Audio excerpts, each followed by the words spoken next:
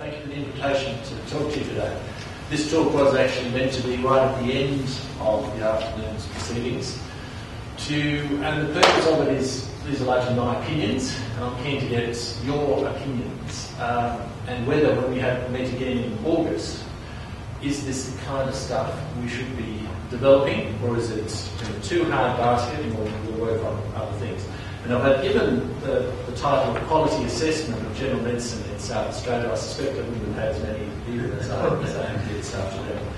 So this question was asked of me by Jeff Faunch as part of my annual appraisal towards the end of last year. And I, as others may know, I struggled to answer it. I pulled out this stone, which was given to me by one of my students. It's got the word "thank you" written on it. And that was really the only concrete evidence I had that I'd done a good job in 2013. And I thought perhaps that wasn't good enough. And that was the positive evidence of doing a good job. And the other evidence I did a good job is nobody complained significantly about my work. And I thought, again, perhaps that was a little disappointing. And reflecting back on my day's efforts, if the best I could come up with have I had a good day at the office is, well, at least no one said I've done badly. Again, I think that leaves me feeling somewhat hollow. And I think a lot of general medicine's problems, again, I'm expressing opinions, relate to esteem, our own and others of us, and our identity. And I'm hoping we can develop as an association to improve both esteem and identity, as well as the quality of care we dispense to our patients. And I think often how we are judged by others relate to our performance, but in two different spheres. One is the quality of the care we dispense, which I think patients are actually quite interested in, and I suppose managers are interested in that. But outweighed by that, certainly at the moment, is how efficiently we perform our duties. And I know the managers are very interested in how efficiently we work, and the patient population as a whole is very interested in that. But I don't think the individual patient at the bedside in front of you is particularly keen on you doing your job extremely efficiently, and I'll develop that shortly. It's very difficult to define another profession that has everything a physician is. We could be politicians or soldiers. We can also be sculptors or artists, pilots in terms of the safety and compliance with processes of care. There are many different types of lawyers in the world, and there are many different types of doctors in the world. And it's a lot to do with informing and reassuring as much as winning any court cases. Then when it comes to other industries such as the prostitution industry, there are certainly needs in the community for these professions, and the quality of the service provided by those professions, again, we could learn from these other professions and how they judge their performance. We could translate that to ourselves. So I think quality is very different to efficiency, which relates to managerial practices, processes, and less directly to particular individual patients and their care. I actually think general physicians are a rather good craft group in which to embrace this, because I think as a group, and I'm including nursing and allied health who work in general medicine as well with this, and I apologise, this is a rather medical-centred opinions because I don't know enough about those other important health-related professions. But I think the general physician is quite interested in the whole patient rather than just the diagnosis. Why did the patient fall and fracture their cheek rather than just fix the fracture? Why did the patient have chest pain rather than it isn't ischemia? Why did they get the pulmonary embolus rather than the peripheral embolus, orphanized? So I think we often look beyond the diagnosis into the patient as a whole. And I think also we can sometimes recognise that the institution has a role in everybody's care rather than just look after our little patch and protect that fiercely. But I see there are at least these three major groups that I put there in the blue circles, and I think those three groups have different priorities. I think those three groups do not understand the other two groups. I think they often communicate extremely poorly with each other and understand each other extremely poorly. And particularly when it comes to the general medicine side of things, I've shown you how I've neglected the nursing and allied health there in writing, but also I think we also involve the senior doctors in discussions with managers. We don't involve the junior doctors who often do most of the work and understand what's happening at the coalface a lot better than us, very high up. And this tension between those three groups is, I think, producing what's happening now. And generally, the doctors have absented themselves while the politicians and the managers have gone gangbusters to assess our performance, I think, the wrong way. So, as I say, rather than, well, actually I think it probably is a measure of poor performance if you complain a lot about the systems, but leaving that to one side, I think the best ambient measure of our performance is absence of somebody criticising about you. But if you look at my job, I'm paid a lot of money. I've got a tenured position. Far better than the position I had as a senior research fellow at the University of Sydney 15 years ago. I'm paid twice as much now and I'm working half as hard. But I am confronted daily by meaningless, easy to generate variables that seem to suggest I'm not doing a good job. And I think the relevant variables are very difficult to tease out, and I'll come back to that point later.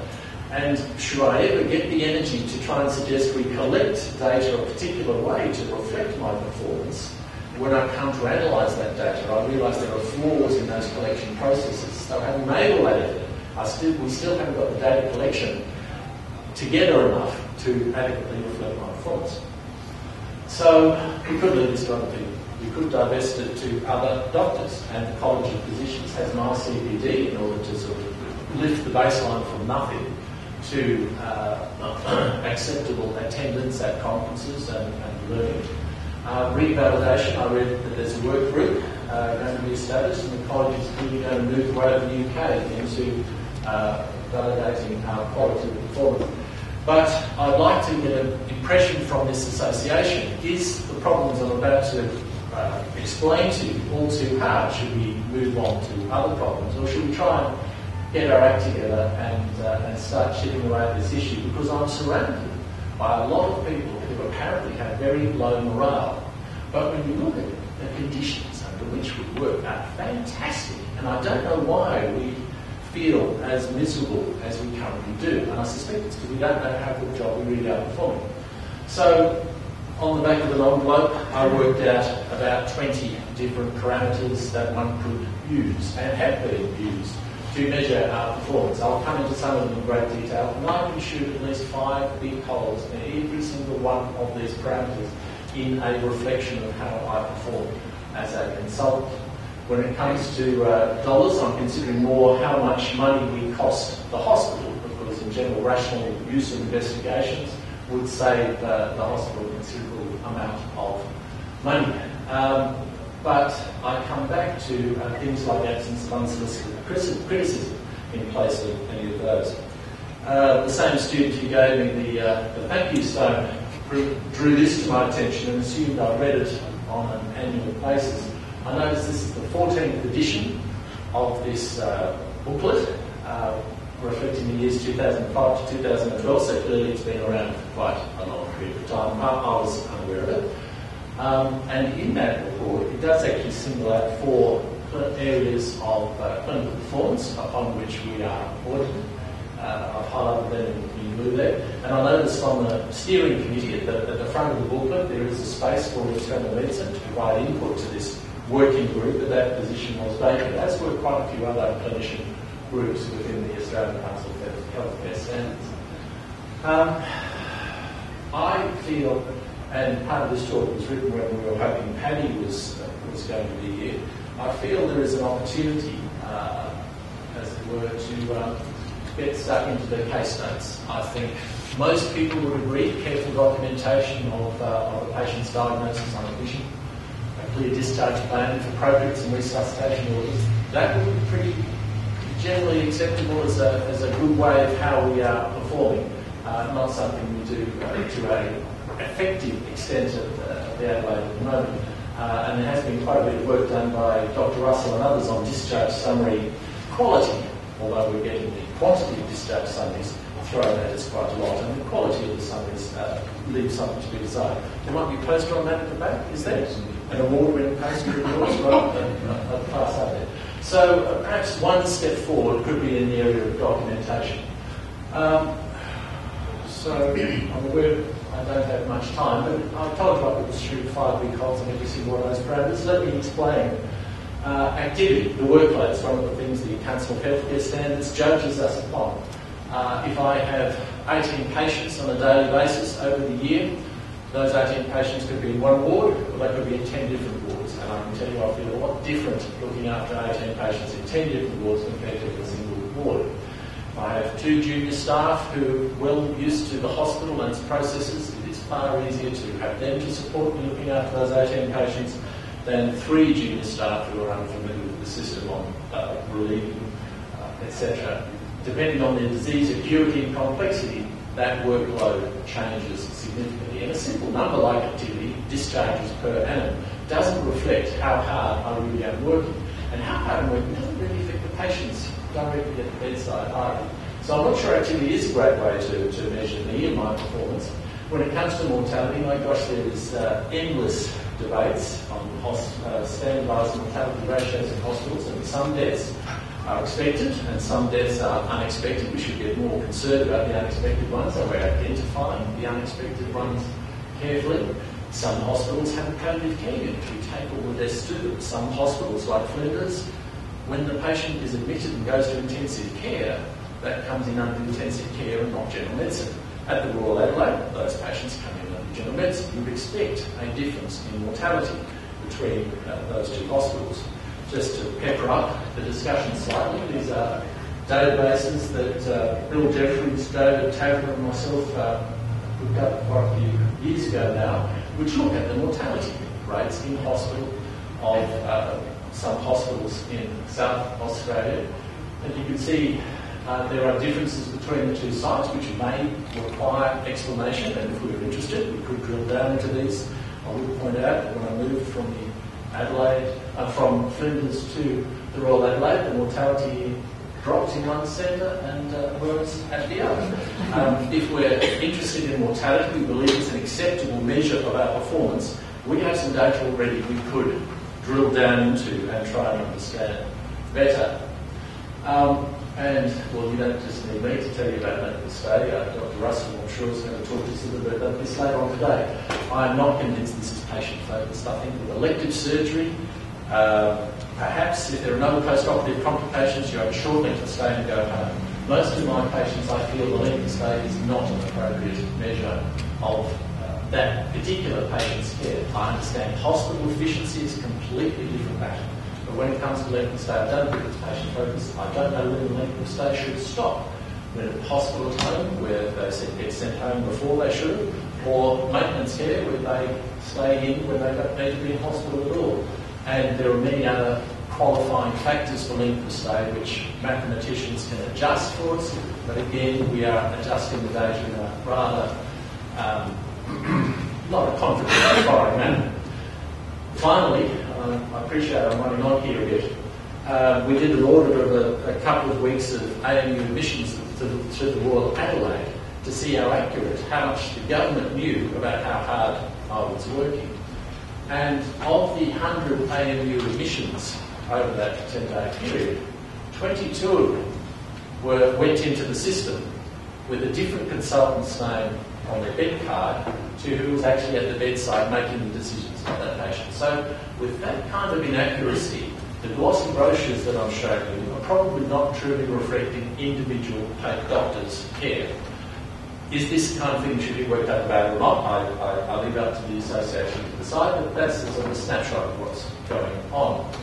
So I think getting close to my final couple of slides, I think our current state is we are absolutely fantastic at presenting data on hospital performance. I think our analysis is almost as good. I think the data we are generating on those are easy and very efficiency-focused variables. And I think the collection of those data is very inaccurate, leading to disengagement of clinicians in this room. Can I suggest the way to go is to identify relevant patient-focused variables that we can actually influence ourselves, that we have some control over, so we can adjust our performance and see an improvement in these. Can I suggest that we focus on trying to get those variables collected accurately, because at the moment I don't think we should be confident they are. And then can send that material off to the fancy brochure factories in government to present how we work. At the moment, we've got it the wrong way around. So the question I was hoping Dr. Russell was going to ask of this audience is this the kind of problem as an association we should be addressing? We can leave it to many other bodies, the college or SAAIMS. We could leave this in a regional approach or a hospital-based approach or a personal approach. We can involve the patients, we can involve allied health and nursing, we can involve those managers or try and get our own garden in order. And we can invest some time looking at other professions and how they gauge their performance and learn from them. And as I said before, I think we need to question how well we collect the data. But the main thing I want to get from the audience here, and I'll be asking facilitator Dr. Russell to gauge from you, do we want to spend time on this sort of topic at our next meeting in 6 months' time, or should we be embracing and spending our time on other areas? That's all I have to say, and I'll hand over to Dr. Russell. You mentioned patient-focused variables. Can you give us some ideas about what that might be, what they might look like? I mean, you had some other opportunities, and I appreciate your phrasing that way. Yeah. With documentation, that would be an easy one. I'm certain that Allied Health would appreciate better documentation. Documentation is legible and with some clarity of thought. Well, I think we should be asking the patients, first of all. There's a very easy, politically adept answer to your question about what kind of patient-focused variables we should be gauging. I don't understand my patient population particularly well. I'm sure I think I communicate quite well with them. I don't ask them 3 hours later what they got from my wardrobe. So I think we could be asking the patients themselves what kind of quality of care markers they would be interested in, and then work upon those. Certainly documentation is easy, making it clear to all interested parties what the discharge plans are, end-of-life care, how well that's communicated, and documentation not only helps other groups within the hospital, but would also document how well the discussions have gone with the patients.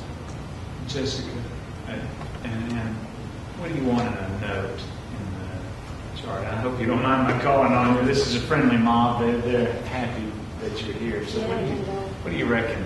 Well, I know for me, when I come to read a case note, I want to see a plan that's actually reflected from other disciplines. So sorry about my congested voice. It's okay. But not a plan that's completely different to what we've already discussed as a team.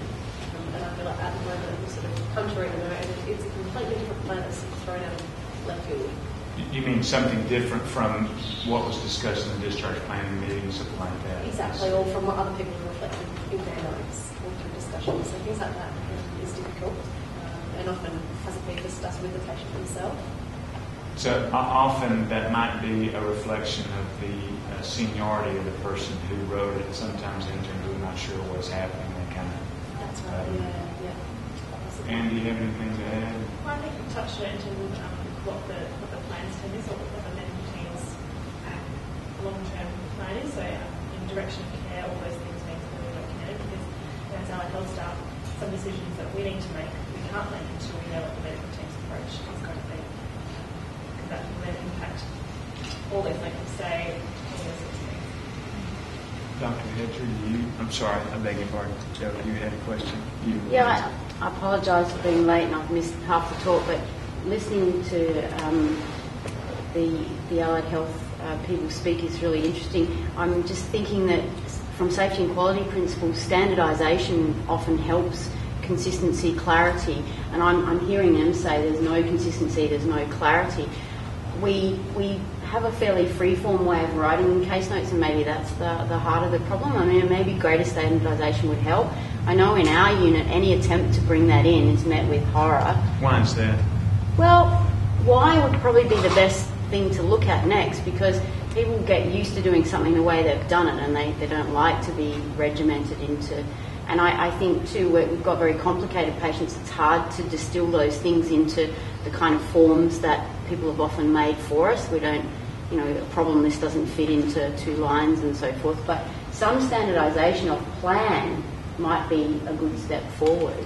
Dr. Hedger, what do you reckon? You got any thoughts about, for example, a standardized progress note. I'm not going in any particular direction, but that's come up. I would agree with that. We do have a standardised assessment booklet for this general medicine, which works very well, but I think you and others know what I want to see in the medical case notes is an indication of who was there, what time it occurred, what day it occurred, who wrote the notes, and a very clear opinion about what the group thinks is wrong with the person, and a very clear opinion about what is going to happen next, and an indication of whether or not it's been implemented. Length of stay, does that help you? No? I reflect, I think there are two issues. One is the metric, but much more important is where we spend time to reflect on what we do, because if we don't do that, there's no incentive for us to change. I mean, medical students will study what they're going to be examined on.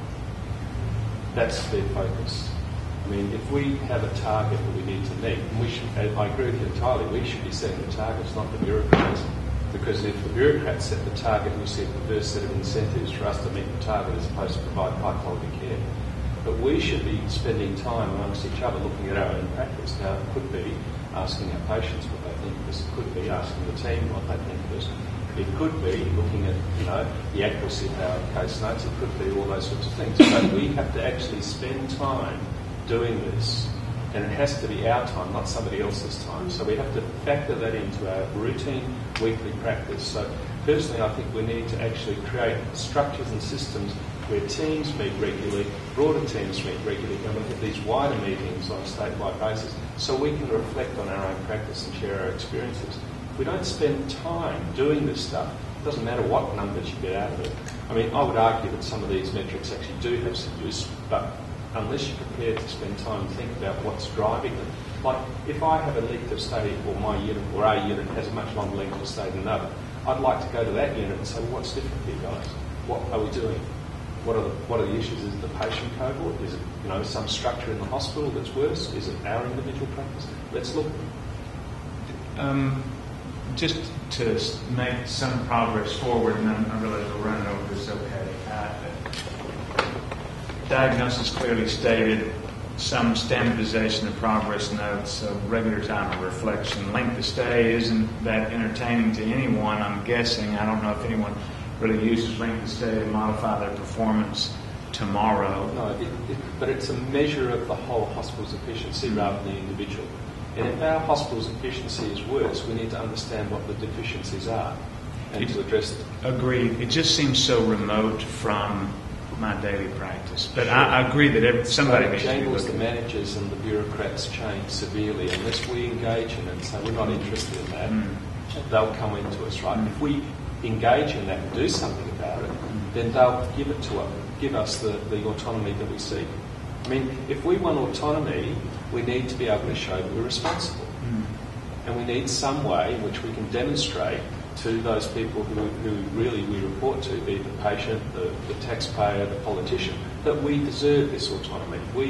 We are doing a good job, as Campbell has said. If we don't regulate ourselves, there's a vacuum and it will be filled. Ways forward, progress forward. Maybe documentation. I mean, for August, we're going to spend some time in August on this topic. I mean, there's certainly interest, and maybe the way we document is one way forward and would help length of stay if there's clarity in documentation and more people understand clearly what the principal diagnosis is and what the plan is. Maybe that's an inroad we can take. What do you think? Well, at this stage, I'm just interested if we should pursue this and devote more time to it in August or not. It's still a bit sleepy, the crowd, and so I'm guessing everyone would generally nod. It's like asking about apple pie and whether you want any. I think everyone would be interested. Maybe that's something we can talk about at a statewide level then, just chatting about progress notes, and that they'd be a better reflection of what Steve, what do you? I agree.